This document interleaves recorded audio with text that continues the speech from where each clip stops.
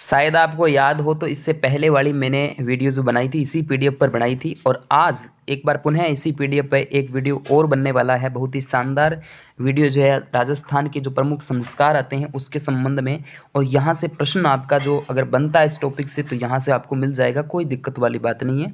Videos पूरा देखना, patience बना के देखना, आए हुए क्वेश्चन इसके अंदर रिपीट मिले जाएंगे, आपको कोई दिक्कत वाली बात नहीं होगी।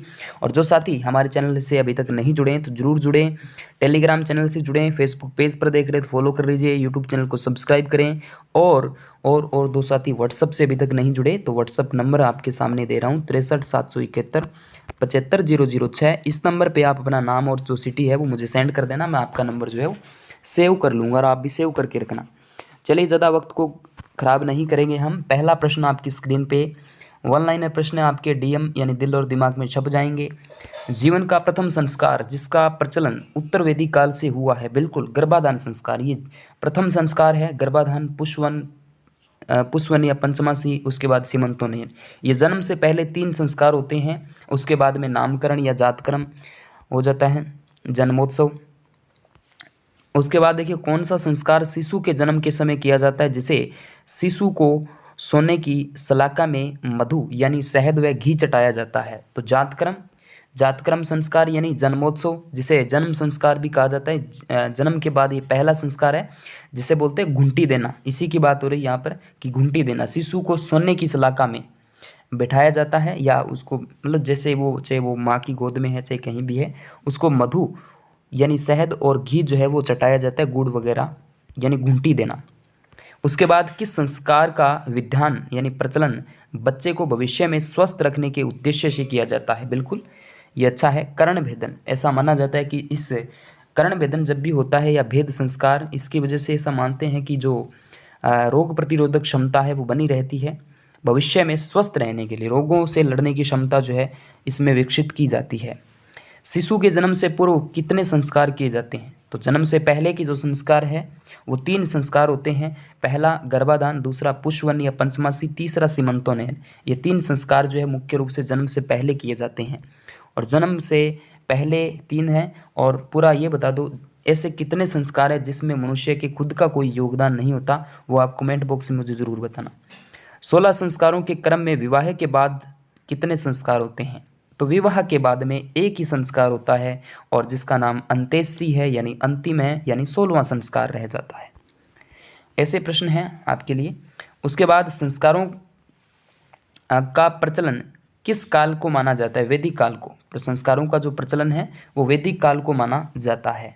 उसके बाद अगला प्रश्न देखिएगा, किस राजघराने में पुत्र जन्म के 10वें दिन दाशोटन पर कुल देवी नागणिचिया सहित विभिन्न देवी देवताओं को मोहरें भेंट की जाती है।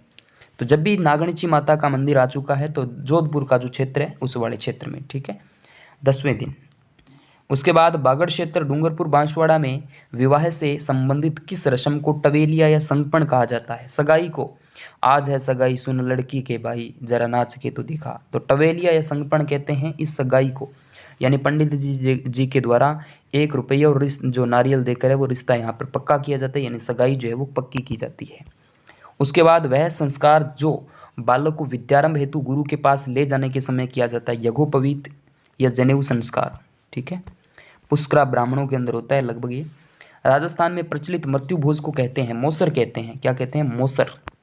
उसके बाद विवाह के समय वधू के लिए वर पक्ष द्वारा जो कपड़े आभूषण ले जाए जाते हैं उन्हें क्या कहा जाता है, बरी पड़ला कहा जाता है। क्या कहा जाता है, बरी पड़ला। उसके बाद शिशु के पहले या तीसरे वर्ष में सिर के बाल पहली बार कटवाए जाते हैं, यह संस्कार क्या कहलाता है, जड़ूला संस्कार या लटरिया, या आप जड़ूला इसको कह सकते हैं, लटरिया कह सकते हैं, ठीक है। यज्ञोपवीत या जनेऊ संस्कार वो अलग है।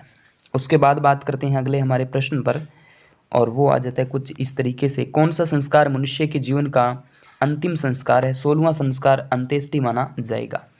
चलिए अगला प्रश्न, सीमंतोन्नयन संस्कार का अर्थ क्या होता है, सौभाग्य संपन्न। सीमंतोन्नयन जो संस्कार है उसका अर्थ क्या होता है, सौभाग्य संपन्न होता है। उसके बाद मनुष्य के जीवन में कितने संस्कार ऐसे हैं जिसमें खुद का कोई योगदान नहीं होता, मैं आपसे पूछ रहा था ना, 4 संस्कार हैं, क्योंकि 3 संस्कार जन्म से पहले जिसमें मनुष्य का कोई योगदान नहीं है, दूसरे ही काम कर रहे हैं। और उसके बाद एक अंत्येष्टि जो है, अंतिम संस्कार होता है, उसमें कोई योगदान मनुष्य का नहीं, दूसरे ही करेंगे। तो 4 ऐसे संस्कार है जिसमें कोई योगदान नहीं होता है। उसके बाद जन्म के बाद प्रथम संस्कार कौन सा होता है? जन्म के बाद। किसके बाद? जन्म के बाद जन्मोत्सव या नामकरण ही होता है, ये संस्कार किया जाता है। उसके बाद जब व्यक्ति ब्रह्मचार्य आश्रम से गृहस्थ आश्रम में प्रवेश करता है तो वह कौन सा संस्कार किया जाता है? दोस्तों पाणिग्रह संस्कार जो है यहाँ पर, यह विवाह संस्कार जो है वो किया जाता है। उसके बाद बात करते हैं कौन से संस्कार में बच्चा 3 या 4 माह का हो जाता है तब पहली बार घर से बाहर निकालकर चंद्र और सूर्य दर्शन करवाए जाते हैं, तो ये निष्क्रमण संस्कार आ जाता है। नामकरण, निष्क्रमण, अन्न प्रशासन, देशाटन या चूड़ाकर्म, मुंडन, जड़ुला, लटरिया संस्कार, ठीक है। उसके बाद में विद्यारंभ संस्कार, उसके बाद में आपके समावर्तन या दीक्षांत, उसके बाद में वेदारंभ, ठीक है। उसके बाद में पाणिग्रह या विवाह संस्कार, उसके बाद में आपका अंतिम या अंत्येष्टि संस्कार हो जाता है। तो ये हमने कुछ संस्कारों के बारे में चर्चा की है जो आपके एग्जाम्स के अंदर प्रश्न पूछे जा सकते हैं। ओके विद्यार्थियों, थैंक यू।